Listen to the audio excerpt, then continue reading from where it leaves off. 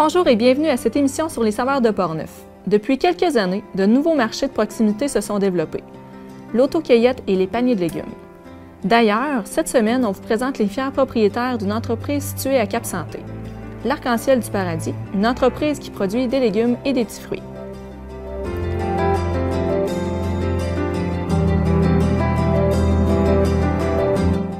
Nous sommes une entreprise de petits fruits et de légumes, donc principalement les fraises, framboises, bleuets, toujours offerts en autocueillette. Et puis en légumes, on fait pas mal toutes les variétés de légumes les plus connues.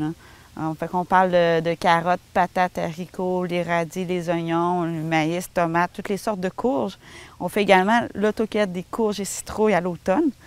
Notre but, c'est vraiment viser faire la visite à la ferme, les familles venaient passer une journée à la ferme, l'autocueillette. On a un kiosque pour vendre nos fruits et légumes également.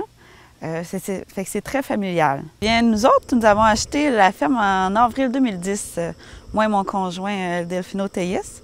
D'où l'idée, nous autres, moi, depuis que j'étais à l'école, j'avais l'idée d'acheter une entreprise, avoir notre ferme.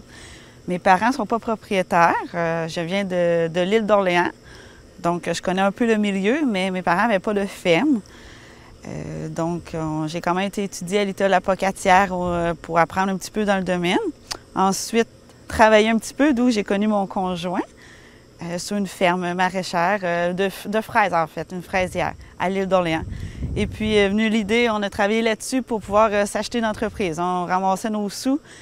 Et ça a été beaucoup aussi grâce à mes parents, parce que quand on a acheté la ferme, qu'on a trouvé le coin ici à Portneuf, c'était beaucoup de travail. On était juste toutes les deux. Et puis mes parents qui étaient des bénévoles 70 heures semaine, hein, qui nous sauvent énormément au niveau des frais, qui nous ont aidés à partir. D'ailleurs, sont encore avec nous. Et puis là, ça fait 7 années. Ça fait notre 7e été qu'on est en train de faire la production. Les premiers étés ont été plus difficiles. Là, ça va de mieux en mieux. On a de plus en plus de clients.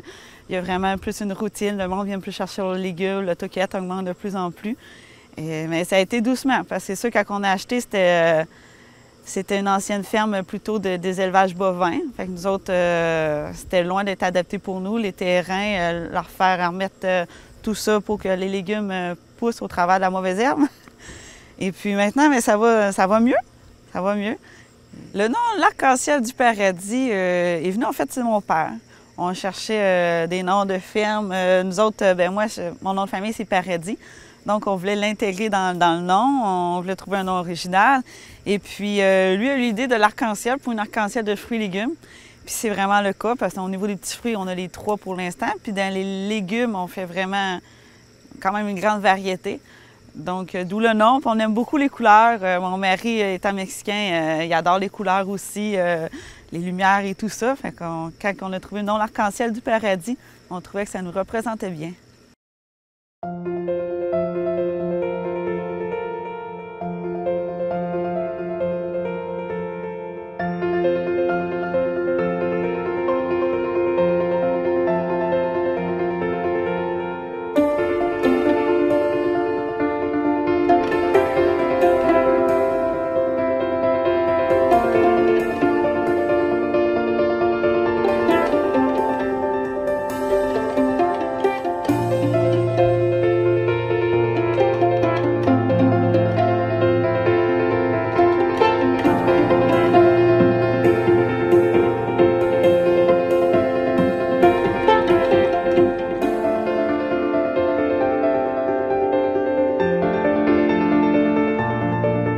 En fait, ici, c'est vraiment notre kiosque éventuel. Ça fait tout nouveau.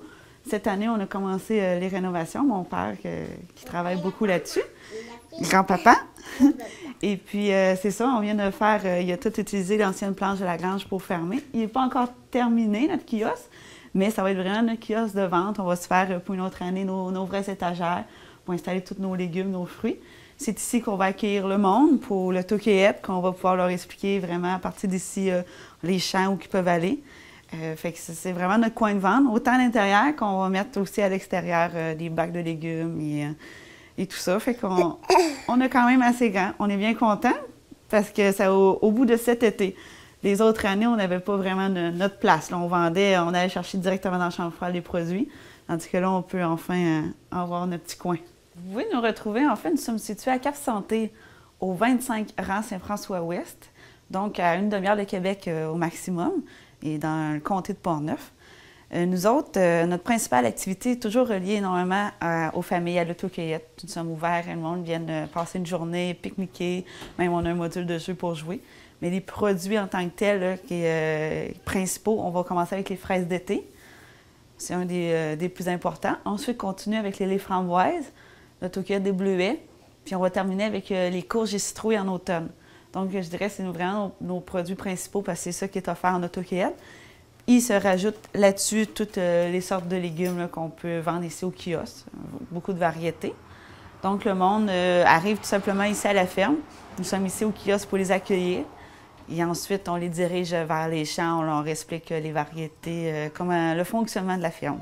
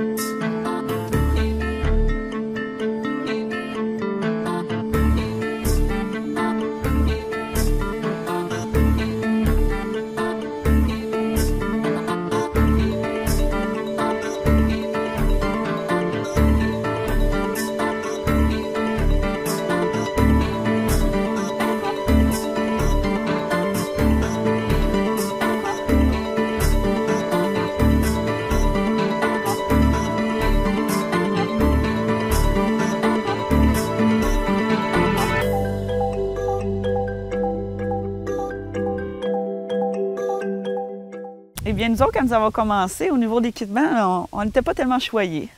On a commencé avec la base. On avait acheté, on avait un bon vieux tracteur, on était vraiment très contents, mais un vieux. Il nous a toffé juste 2 semaines. Donc, on était obligé de s'en virer de bord assez vite parce que c'était quand même un bon investissement. On s'était trouvé un petit tracteur qui faisait notre affaire, qui nous servait, mais c'est sûr que c'était difficile parce qu'il n'était pas 4x4. Fait qu'aussitôt qu'on arrivait dans des champs un peu difficiles, on avait de la misère à travailler. Fait que 3 étés plus tard, on était obligé de le changer. Mais encore là, pas tellement gros, mais capable pour faire nos travaux. Au niveau des autres équipements spécialisés, on y était au fur et à mesure, doucement. C'est sûr, vu que moi, j'avais un cours en agriculture, puis en étant jeune avec le MAPAC, des fois, on peut avoir des subventions. Fait qu'on a eu un peu d'aide, ce qui nous a permis d'acheter certains équipements plus spécialisés, comme un planteur à fraises. Dès le début, on n'avait pas de planteur. La première année, on l'a essayé de planter comme ça. Effectivement, ça n'a pas donné les résultats escomptés. La deuxième année, on s'est acheté un planteur, aussi des choses de plus de précision, des sarcleurs. On avait eu un vieux sarcleur qui a été très utile par un mononcle qui avait été donné. Donc, on avait ramassé beaucoup d'équipements par-ci, par-là, trouvés et donnés, si on veut. Même, on a trouvé une vieille arracheuse à patates d'un monsieur qui ne s'en servait pas, qui était perdu. C'est encore elle qu'on a, c'est encore elle qu'on utilise. Le sarcleur qui nous a été donné, c'est encore lui qu'on utilise. Tout récemment, cette année, on vient de s'acheter un nouveau sarcleur Grobert qu'on appelle. Donc, on y va vraiment doucement chaque année. On n'a aucun gros équipement spécialisé. C'est vraiment plus à la bonne franquette.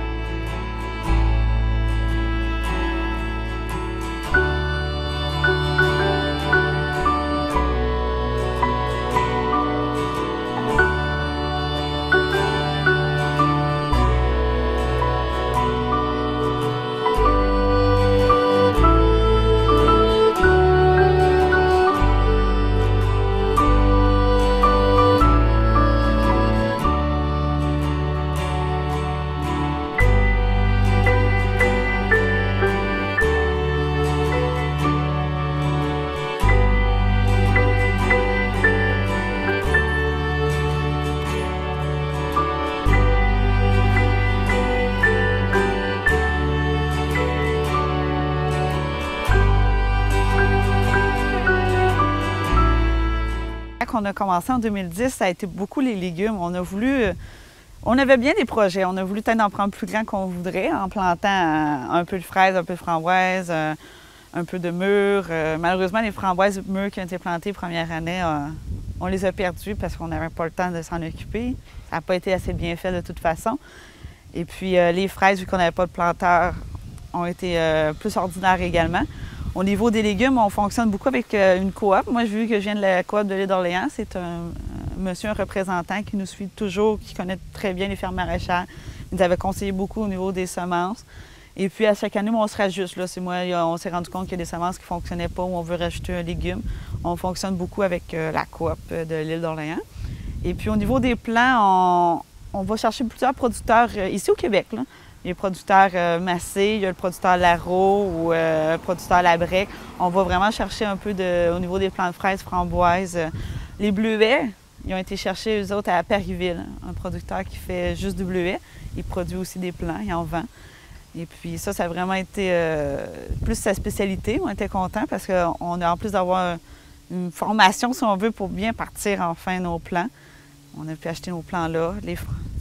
Fait que ça ressemble un petit peu à ça. On va chercher un petit peu partout, chacun leur spécialité, si on veut.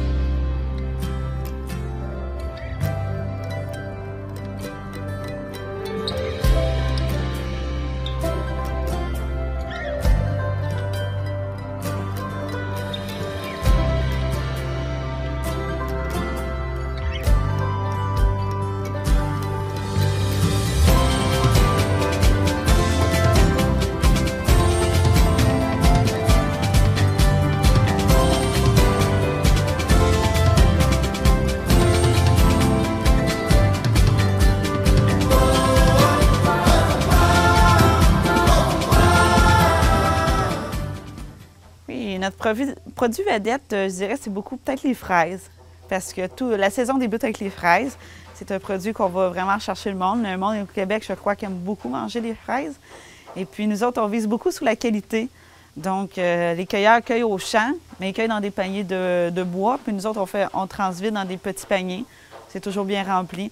C'est quelque chose que le monde nous a connu grâce à ça. Et puis, par la suite, devient, comme je disais tout à l'heure, tous les autres petits fruits.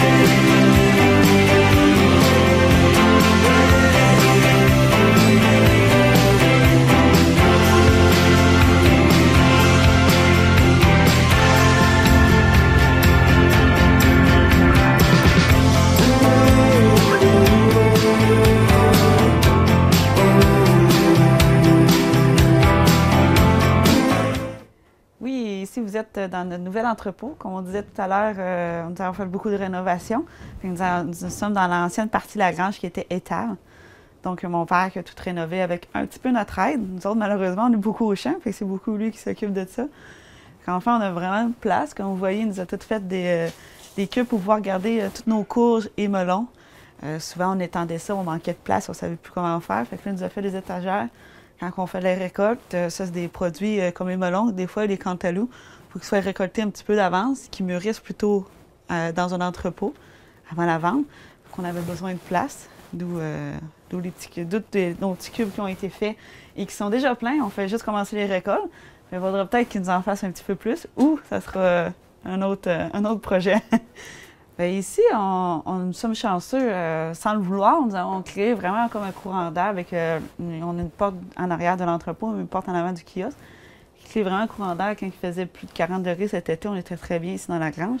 Fait qu'au niveau kiosque et au niveau entrepôt, c'est vraiment une température fraîche qui fait qu'on ne perd pas nos produits. Tu sais, comme les courges, ça serait quand même trop chaud, ils pourraient se perdre. Mais sinon, ici, on va rester jusqu'à temps que ça gèle à l'intérieur de la grange. On va pouvoir garder ça très longtemps. Puis on ne garde pas des températures spéciales. C'est pas comme au niveau de la chambre froide qu'on garde vraiment une température plus basse. Mais c'est ça, on est quand même choyé grâce au courant d'air qu'on a créé sans le vouloir. Au niveau de la température, au niveau de tout ce qu'on garde ici dans l'entrepôt, il n'y a pas vraiment de température, c'est plus général. Là. Au niveau courge, on en autant que ce ne soit pas au gros soleil, toujours dehors. Surtout ces temps-ci qu'il fait encore chaud, mais quand on va arriver, même mi-septembre, que la température est fraîche, souvent on va garder ça dans des boîtes dehors en avant du kiosque. Au niveau de plus les légumes, les fruits et tout ça, c'est sûr qu'on essaie toujours que ça soit frais du jour. On a quand même une chambre froide qui nous permet de, tu sais, quand même une petite rotation, là, un paquet de carottes une ou deux journées qui nous permet de garder ça un petit peu plus longtemps, comme les fraises. On essaie de garder une température un petit peu pour tout le monde, parce que c'est sûr que chaque fruit ou légume aurait une préférence. Nous autres, on essaie de garder ça aux alentours de 5 degrés dans la chambre froide.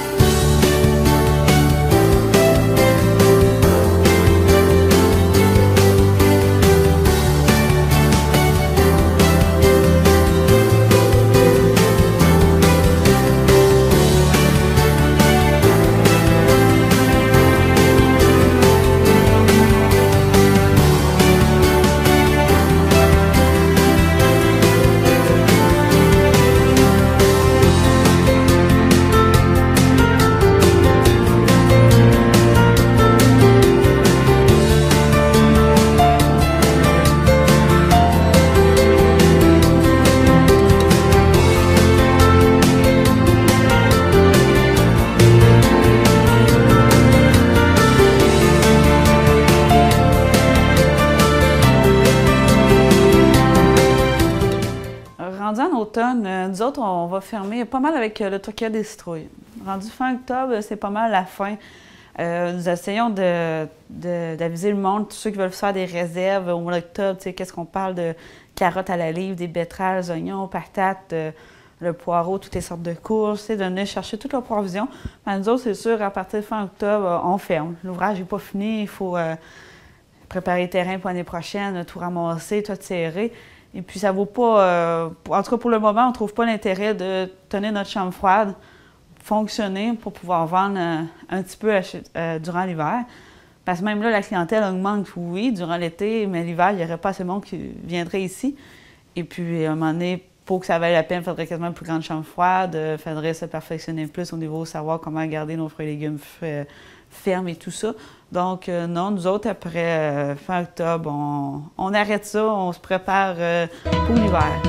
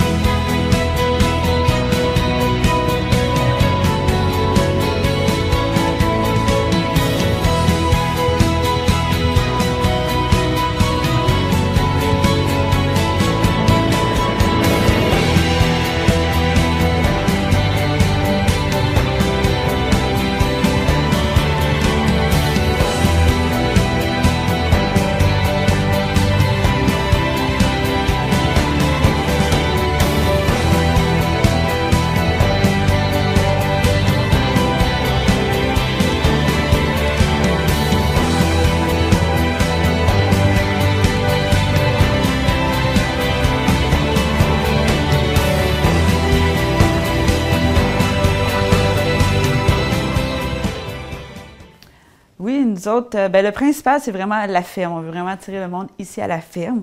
Mais sinon, on va au marché public de Deschambault. C'est vraiment un beau marché qui nous permet d'écouler beaucoup de stocks. Il y a de belles clientèles. À chaque année, ça augmente. C'est quelque chose, c'est une belle activité à faire également pour peu importe qui de tous les âges. Et puis, nous avons aussi au camping panoramique, c'est l'ancien nom, là, ils viennent de faire un nouveau changement de propriétaire. Et puis, nous allons là toujours les mercredis et vendredis. C'est un camping dans Port-Neuf. Ça aussi, ça nous permet aussi de faire de la publicité, d'attirer du monde encore là pour l'autocueillette et puis d'écouler d'autres produits.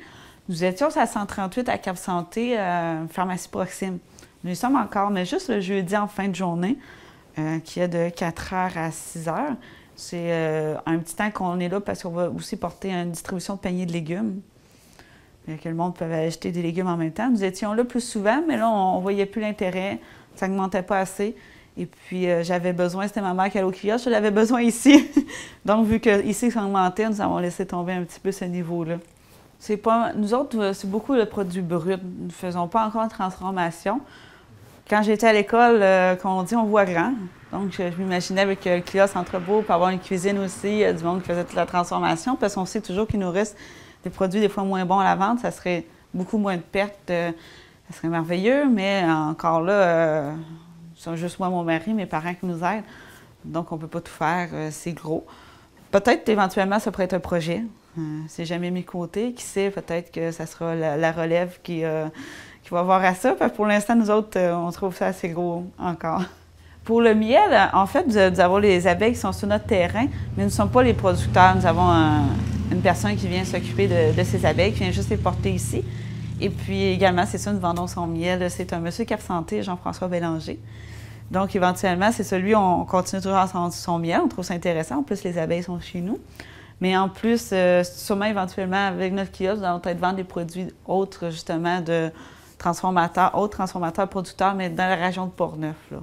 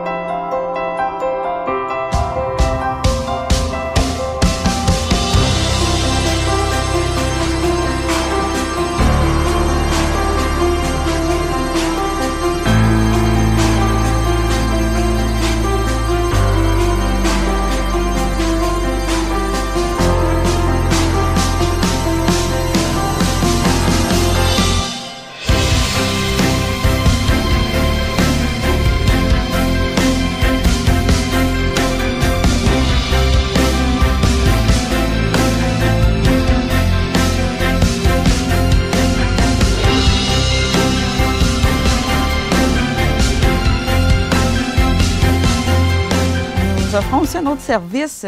Comme je disais, on était beaucoup ouverts à l'autocueillette et tout ça. Un autre produit qu'on aime beaucoup offrir, c'est vraiment au niveau des paniers de légumes.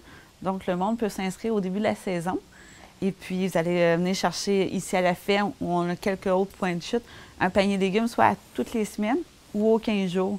Et puis, nous avons juste un format. C'est pour ça que le monde choisit soit de venir chercher aux semaines ou aux 2 semaines. Des fois, ils trouvent qu'aux semaines, le volume peut être trop grand.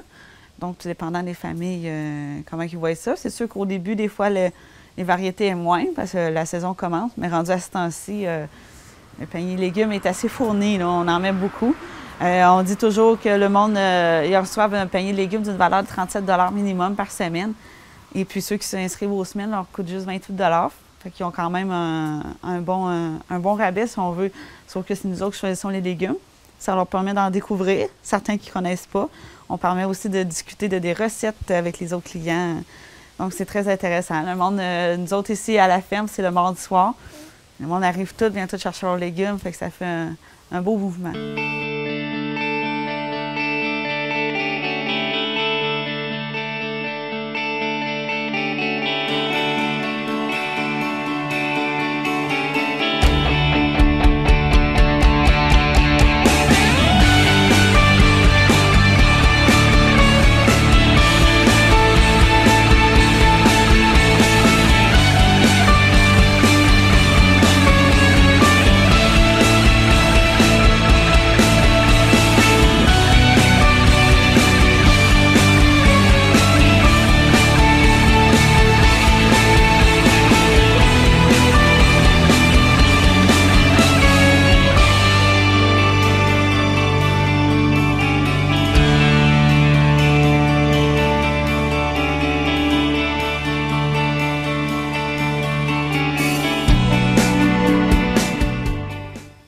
qualités pour débuter, bien, c'est sûr, il faut être persévérant, je crois. Il faut vraiment persévérer, travaillant.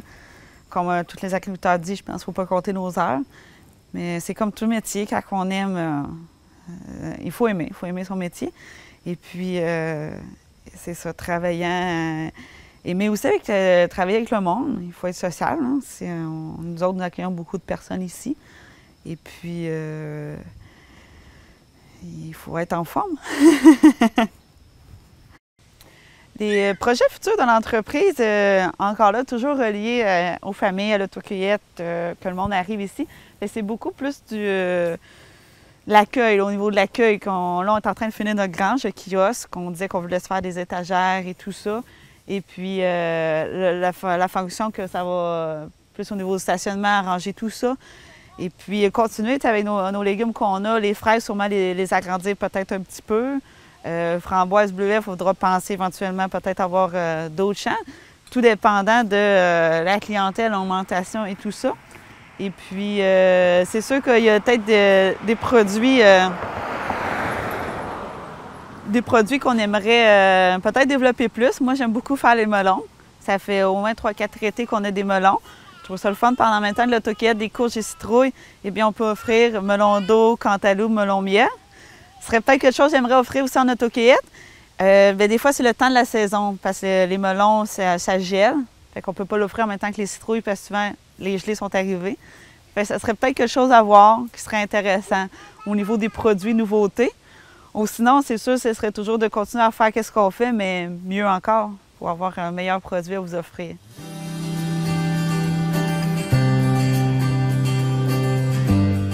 C'est ce qui met fin à l'émission d'aujourd'hui. On vous invite à être des nôtres la semaine prochaine. On vous présentera M. Bruno Piché, fier propriétaire de la boulangerie Le Soleil Levain sur Deschambault. Merci et à la semaine prochaine.